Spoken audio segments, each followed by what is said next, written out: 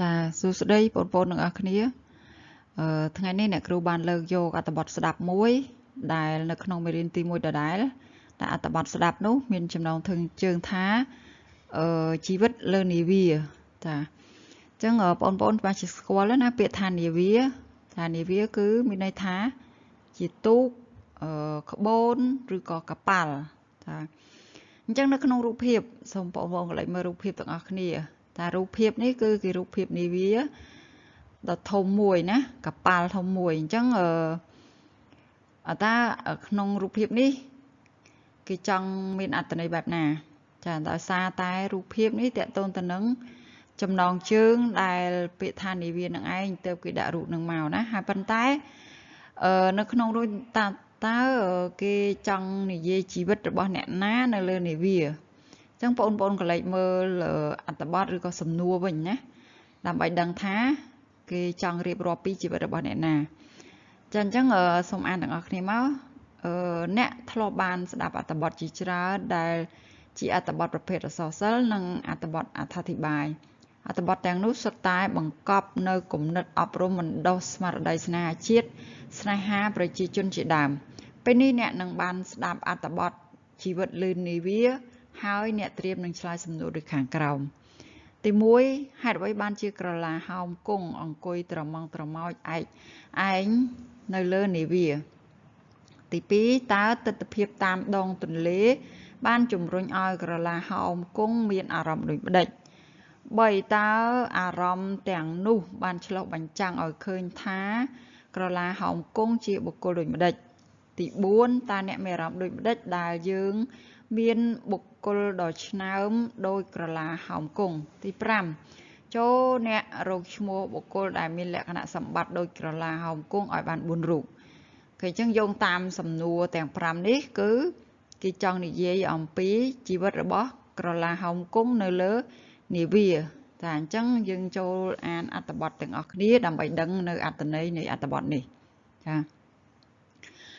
ក្រឡាហោមគង់ជាមន្ត្រីខ្មែរស្នេហាជាតិមួយរូបមានទឹកចិត្តក្លាហានមោះមុត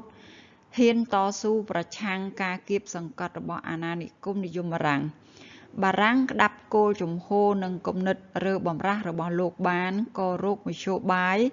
ចាប់គាត់ដាក់កប៉ាល់យកទៅសម្លាប់ដោយសម្ងាត់ព្រះទិនករក៏ប្រប្រាស់មាត់ព្រៃពុំទាន់អស់ស្ដង់គុណឡើយទេអរុណរាំងសី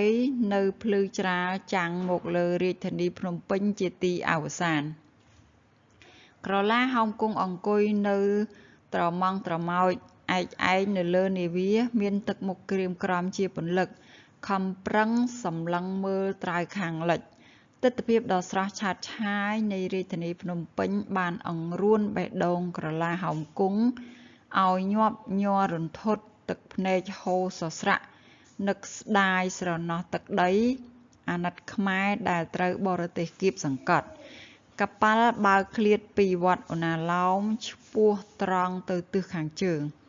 ព្រះសុរិយាក៏ស្រាប់បាត់ទៅមិនយូរប៉ុន្មានស្បៃអន្តកាលក៏ចូលមកគ្របលើផែនភស្តុធារមើលអ្វីលែងឃើញទាំងអស់មុខគួរឲ្យសង្វេគពន់ពេកនៅលើកប៉ាល់ក្រឡាហោមគង់ដៃនិងជើងជាប់ច្រវាក់រើពំរួចបានត្រឹមតែនិយាយតិចម្នាក់ឯង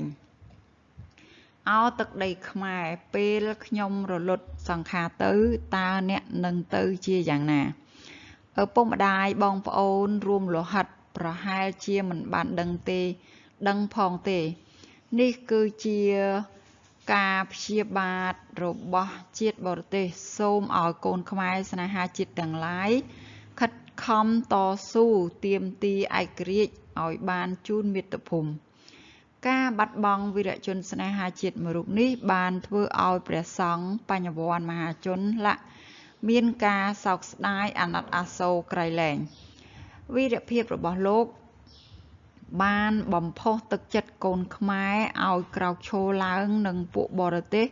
ឈ្លានពានវេទីនិយមជាបន្តបន្ទាប់ក្រឡាហោមគង់បានលាចាកលោកនេះមែនប៉ុន្តែកិត្តិនាមនិងវីរភាពរបស់លោកបានមកសន្ធិដ្ឋជាប់នឹងដួងព្រលឹងកូនខ្មែរជានិរន្តរ៍ ចាអញ្ចឹងអត្ថបទនេះខ្លីដែរណាអញ្ចឹងសង្ឃឹមថាអានអត្ថបទនេះហើយបងប្អូននឹងអាចឆ្លើយសំណួរបានចាដែលសំណួរទី1ហេតុអីបានជាកលាហោមគង់អង្គុយត្រមងត្រមោចឯងលើនាវាចម្លើយគឺក្រឡាហោមគង់អង្គុយត្រមងត្រមោចដោយសារបារាំងរោគមធ្យោបាយចាប់គាត់ដាក់កប៉ាល់យកទៅសម្លាប់ដោយសម្ងាត់ចាអញ្ចឹងលោកបានស្លាប់ដោយសារតែបារាំងចាប់លោកយកទៅសម្លាប់ណាទី2ទិដ្ឋភាពតាមដងទន្លេធ្វើឲ្យកលាហោមគង់មានអារម្មណ៍ដូចម្ដេចអញ្ចឹងចម្លើយធ្វើឲ្យកលាហោមគង់នឹកស្ដាយស្រណោះទឹកដីអាណិតដែលខ្មែរដែលត្រូវបរទេសគៀបសង្កត់ទី3តើអារម្មណ៍ទាំងនោះបានឆ្លុះបញ្ចាំងឲ្យឃើញថាក្រឡាហោមគង់ជាបុគ្គលដូចម្ដេចអញ្ចឹងអារម្មណ៍ទាំងនោះបានធ្វើឲ្យបានឆ្លុះបញ្ចាំងឲ្យយើងដឹងថាក្រឡាហោមគង់គឺជាមន្ត្រីស្នេហាជាតិមួយរូបមានទឹកចិត្តក្លាហានមោះមុតហ៊ានតស៊ូប្រឆាំងការគៀបសង្កត់របស់អាណានិគមនិយមបារាំងចាអញ្ចឹងសម័យនោះគឺជាសម័យអាណានិគមនិយមបារាំងដែលកលាហោមគង់គឺគាត់បានតស៊ូដើម្បីសន្តិភាពដើម្បីទាមទារយកឯករាជ្យជូនប្រជាជនខ្មែរឬក៏ប្រទេសខ្មែរទាំងមូលផងដែរទី4តើអ្នកមានអារម្មណ៍ដូចម្ដេចដែលយើងមានបុគ្គលដ៏ឆ្នើមដោយកលាហោមគង់និងទី5ចូលអ្នករកឈ្មោះបុគ្គលដែលមានលក្ខណៈសម្បត្តិដោយកលាហោមគង់ឲ្យបាន4រូបអញ្ចឹងទី4និងទី5បងប្អូនអាចឆ្លើយដោយខ្លួនឯងបានណាជាសំណួរស្រួលងាយស្រួលក៏ដូចជាចម្លើយផ្ទាល់ខ្លួនថាឲ្យបើថាឆ្លើយមិនបានបងប្អូនអាច comment សួរនៅក្នុងវីដេអូខាងក្រោមណាចាអញ្ចឹងមកដល់ទីបញ្ចប់ហើយក៏សូមអរគុណការតាមដានទស្សនានៅវីដេអូនេះចាអរគុណហើយជួបគ្នានៅវីដេអូក្រោយចាអរគុណច្រើន